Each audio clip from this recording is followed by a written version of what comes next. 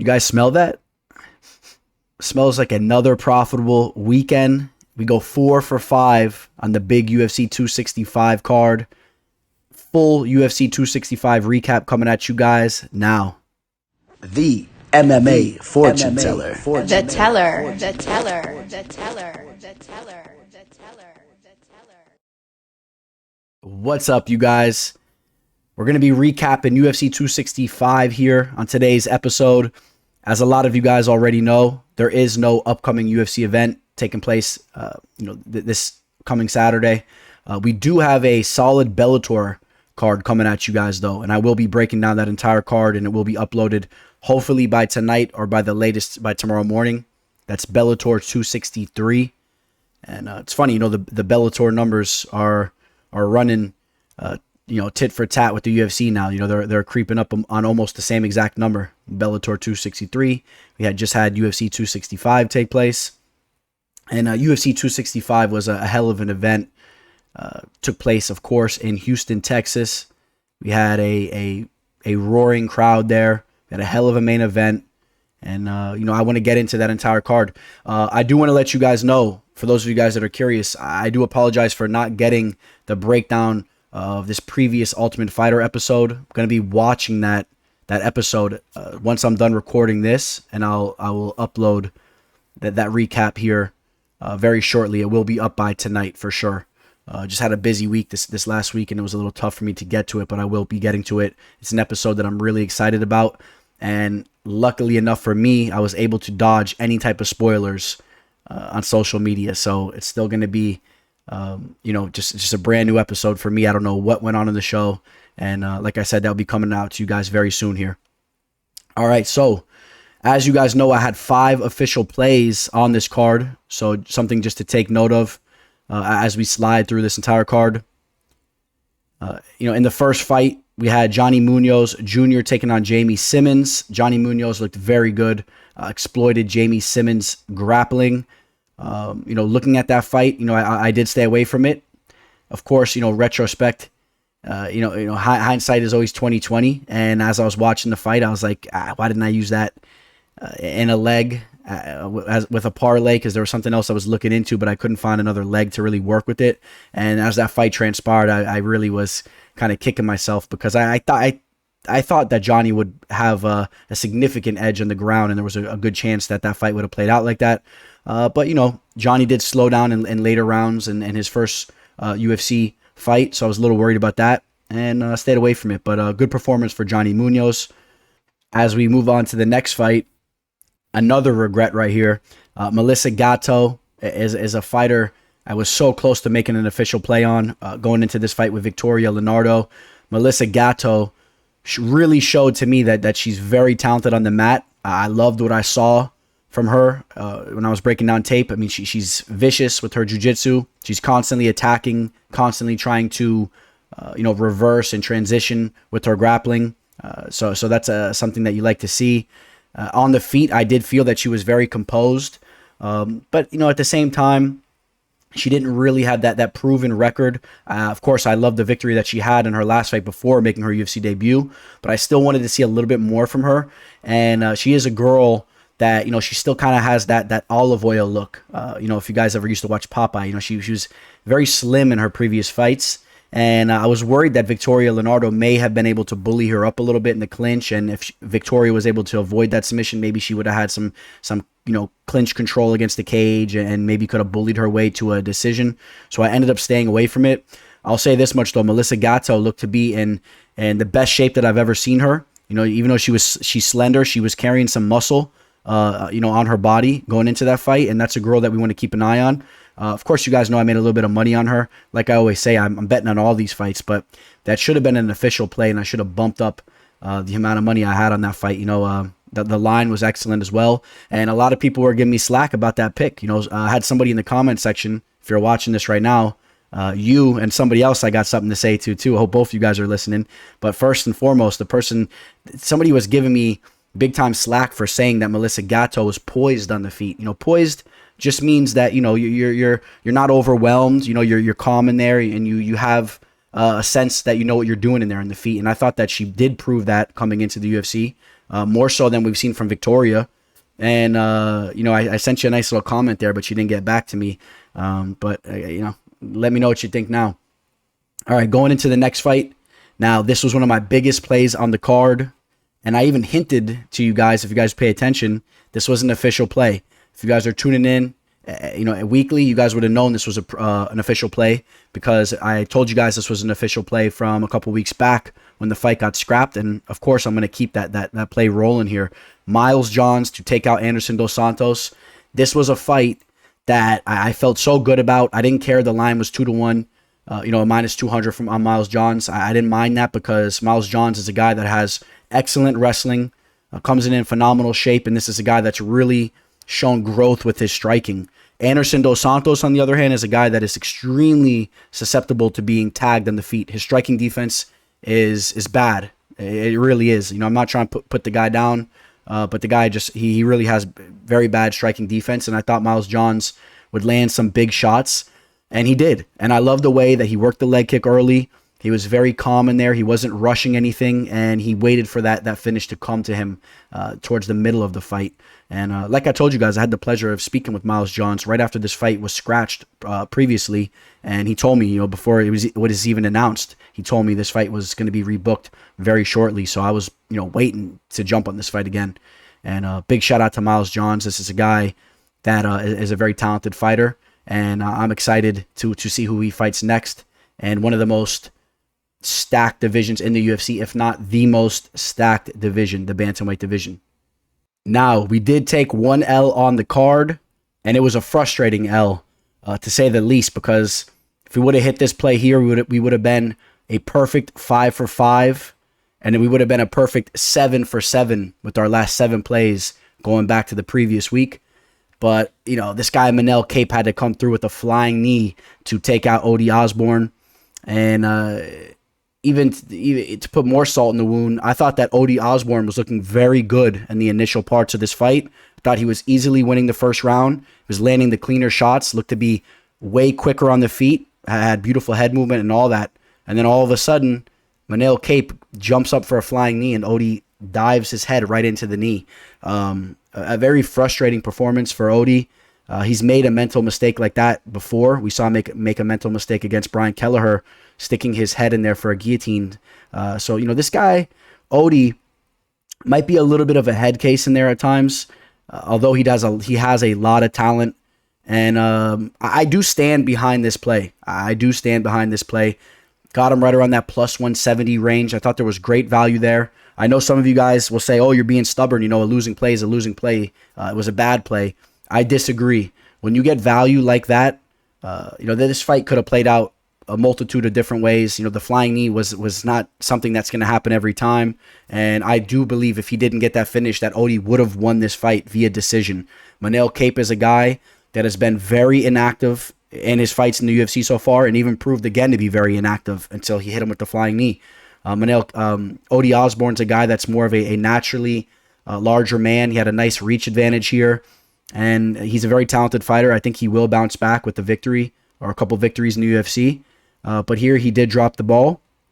But it's all good because, like I said, we went 4 for 5. We took this L on the chin. I knew we had some solid plays coming forward or moving forward as I was watching this fight card, so I wasn't too worried about this. I knew this was somewhat of a risky play, but great value. And we moved forward to the next play, and that was actually the next fight, which was Jessica Penne versus Karolina Kovacevic.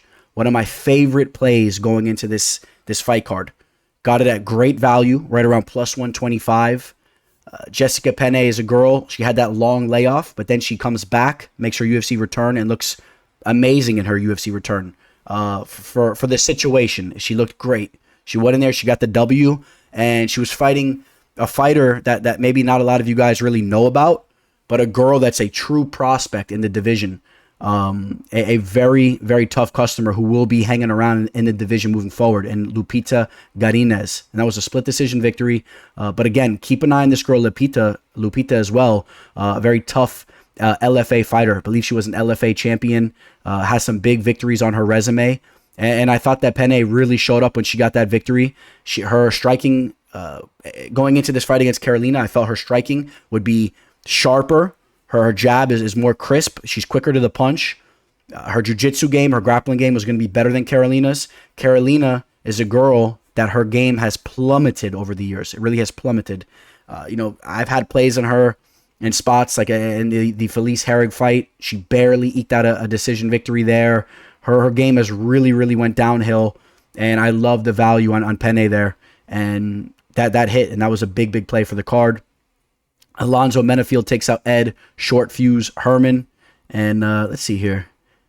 And also, you guys, if you go to my Instagram, you could see me posting all of my plays for each card every single fight night, And of course, everyone that works with me, you guys get these picks well in advance, a week before the card. Okay, guys? So understand that. Wanted to show you guys a little post I made here. I thought it was kind of funny. Ed Herman, the Herminator. That very, very well may be the last time we see Ed Herman inside the octagon. He's in his 40s. He has shown that he's extremely durable. He's a tough customer, but I think enough is enough at this point. We'll see. He's a very tough dude. Maybe he gets one more fight. But Ed Herman, the Herminator. This guy's made out of steel. Shout out to the Herminator. Again, you can see my bet write-ups. Jessica Miles Johns minus 200, got it at 4 units minus 200. Jessica Penne plus 120, a 3-unit play. You guys can check out my entire write-up, and that's in my story. If you guys go to my Instagram, you guys can see that in my saved stories there, all the way to the left with the M, and you guys can see the rest of my plays that we're going to be getting to here in a second. But again, Alonzo Menefield showing some growth. I think that was the best thing that he could have had happen in this fight by not getting an early knockout, going 15 minutes, getting some experience in there. He needs much more of that. Vince Morales, not overly impressed. He gets the victory, but I think this was a little bit more of a situation where both fighters are really not on the level, if you want to hear my honest opinion. Draco Rodriguez, a guy that was on his back foot the entire fight, he could have easily won this fight if he would have just barely eked on the gas pedal. But he didn't want to do that. He wanted to send his back foot the entire fight. He shot in for 3 takedowns, got all 3 of them, never went for another takedown throughout the entire fight. Horrible fighter IQ. It was almost frustrating to watch the guy actually think he was going to get his hand raised as they were announcing, because he didn't deserve to, even though it was right there for him. How about this fight? Rafael Fizeev takes out Bobby Green. A little bit of a controversial decision here. What were your guys' thoughts on this fight? Did you guys have Bobby Green winning it? I had this fight 29-28 for Fizeev. Thought he won the first 2 rounds, and I thought Bobby Green handled business in the third. Came on very strong there. Was landing the jab at will. He was very accurate, and I think this was the best version of Bobby Green that we've seen. So even though he took a loss here, he did win a performance bonus, and I'm excited to see him in there. Excited to see him fighting in there again. I think whatever fight he gets next will be a fight a lot of fans will pencil, put a little asterisk next to it, and they'll be excited for. So that's a good thing for his career.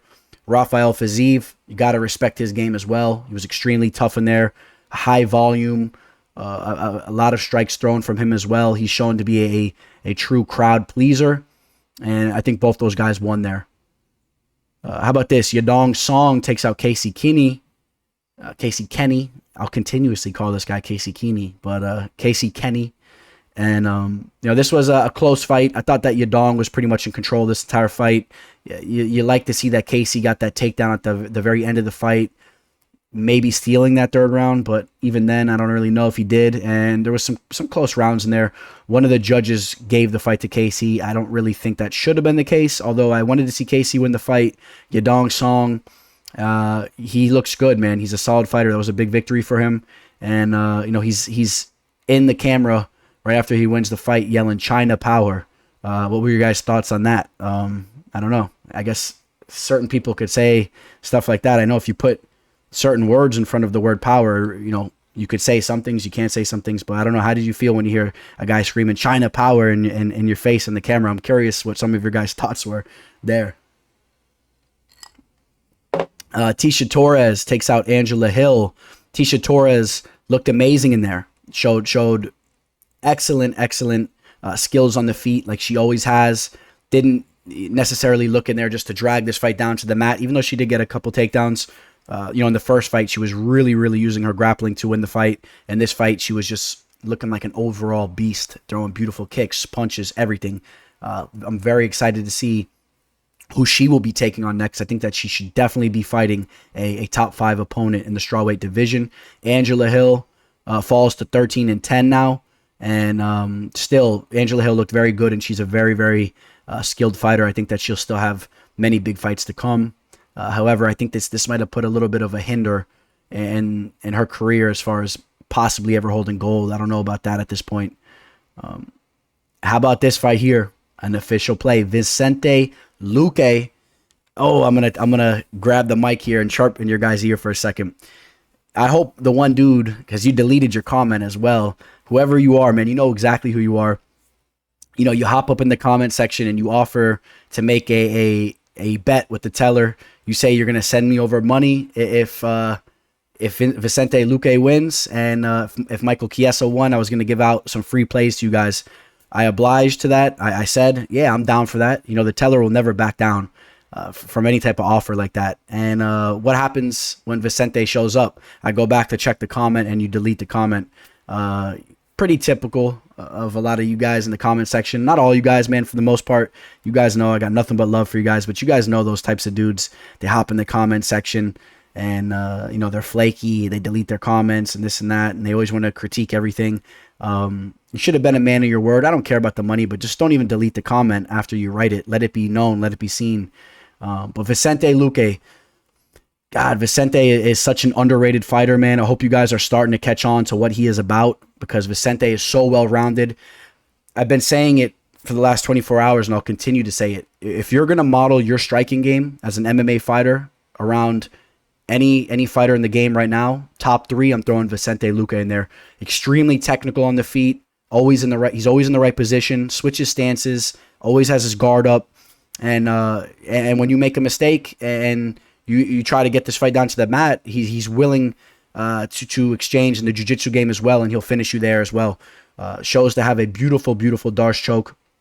Remember now, he also finished Woodley with that same Darce, and Vicente is the real deal. The line was basically a pick'em, and I was all over that play there. All right, so I really hope you guys took my advice when I talked about this fight, because the line was so nice to jump on. -110, 4-unit play, and you guys can read my entire bet right up right there. But that was a play that I was all over, and you guys know I've been very high in Vicente for a while. I've had some big plays in him against Mike Perry, against Woodley. I mean, he's continuously brought in money, so nothing but respect there for Vicente Luque, and he is right in the mix right now for a shot at the title. He's right there. He's knocking on the door. All right, it's going to bring us to our final play. Very, very excited to announce I had a play on Jose Aldo. A lot of people were disrespecting Jose here. People forget about what he brings to the table. Jose is a guy, people think that he's so old, you know. What is he, 34, 35 at this point? You take a look at his losses. He lost to the current featherweight champion in Alexander Volkanovski. He lost to the current bantamweight champion in Petr Yan, the real champion. He had losses to Max Holloway twice in a row, one of the greatest featherweights of all time. And then he had that knockout loss against Conor McGregor when Conor was doing his thing. Those are his only losses since 2015. Victories over Marlon Moraes. I will not even talk about that fight as if he lost that fight. You guys all know that he won that fight. And that's why after he supposedly lost that fight, when the judges robbed him, he was given a major shot in the division, right? I think, did he fight for gold after that? I think he did. But everybody know he won that fight. Victories over Marlon Moraes, Jeremy Stevens, Hanato Moicano. I mean, this guy, you run his resume back throughout his career. What an absolute beast. Look at the frame that he has on him for the division. He's proven now that he can hit this weight cut. Pedro Munhoz is a guy that has shown that he has issues at times with guys that are a little bit quicker than him on the outside. We saw that in the Sterling fight. I was all over this play. All over it. And I hope you guys were as well. And I'll show you the write-up on this one. This was a 3-unit play in Jose Aldo and another beautiful line, -115. And that capped off another profitable night. We went 4 out of 5 for the night, and it should have been a 5 for 5, you know. And another thing too, that Odie fight, a lot of people were saying it was an early stoppage. I think it was an early stoppage, but I'm not going to sit here and say that, you know, Odie was going to survive that get up and then start whooping, you know, Manil Kape up, because he was hurt there. He was definitely hurt there. So now we go to the main event. No action here. You guys know I picked Cyril Gane to win this fight. I want to say in retrospect that I should have maybe mixed up something with Gane, but I didn't want no part of this. Derek Lewis has straight up one-touch knockout power. And yeah, Cyril Gane absolutely styled on him and looked amazing in this fight. But I didn't want any part of this fight. If the line was a little bit more respectable, I could have did something with Gane here. This guy is just an absolute technician. One of the most skilled fighters I've ever seen in the heavyweight division, and an absolute pleasure to watch. You know, Dana White was saying that he moves like a middleweight at the size that he's at. I'll top that by saying I think he moves almost like a welterweight or a lightweight, the way he was looking this past weekend. God, the footwork is amazing. This guy is so technical, and people don't even realize that this guy's grappling has evolved over the years. Even though he hasn't really been able to showcase it, he's going to showcase it possibly in his next fight, if you catch my drift. And that will lead me to his next fight. This is the current line, or at least it was the current line as of this past Sunday. He's already the favorite, -130 over Francis Ngannou. And I'll let you guys know right now.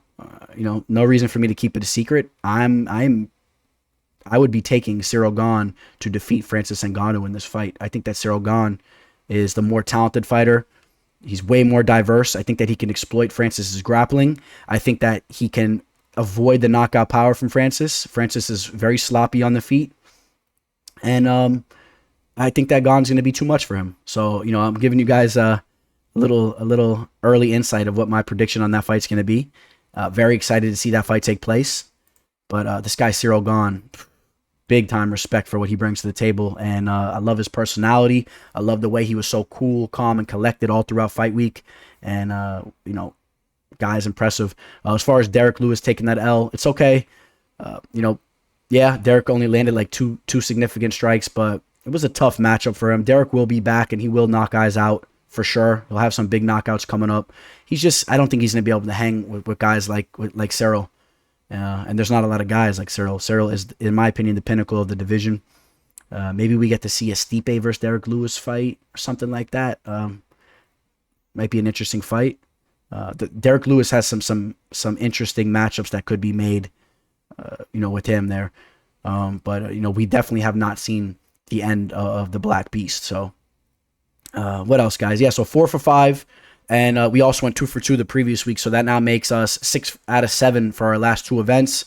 Things are really heating up. I've been killing the fight tape, really cramming in a lot of fight tape. I was really annoyed when we lost that Miranda Maverick fight, which everyone pretty much agreed that she won that fight, and that fight really cost me some money, and I was really frustrated with it. And I've been just a man on a mission, man. I'm really trying to just throw shutouts like Cyril Gane did on these fight cards, man. I wanted to go 5 for 5.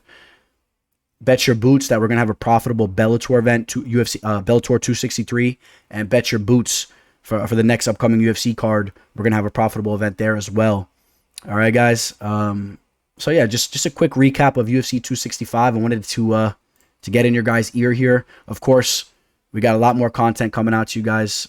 Regardless, got the Bellator breakdown, the Ultimate Fighter recap. We're gonna do another divisional breakdown episode for you guys, and you guys please smash that like button. If you guys have any comments, questions, recommendations for the channel, please throw those below. I actually really highly appreciate any recommendations for the channel. Trying to grow this thing here. We are now over 6,000 followers on Instagram. So now let's go hit that 7,000 mark. Much love and respect to all you guys that support me over here. You guys know, you know, nothing but respect and love to all you guys. We have if you're here watching, we know we have a big shared interest. We love fights. We love MMA. We love betting on MMA. Maybe you don't like betting on MMA. You just like breaking down these fights, and you like to have some insight into these fights as you're watching them. Fight night. You know, we all share a passion here, so much love to all you guys, and thank you for all your support. All right, guys, that's gonna finish up this recap. You guys enjoy your week. I'll be talking to you guys very soon. Signing out. Teller.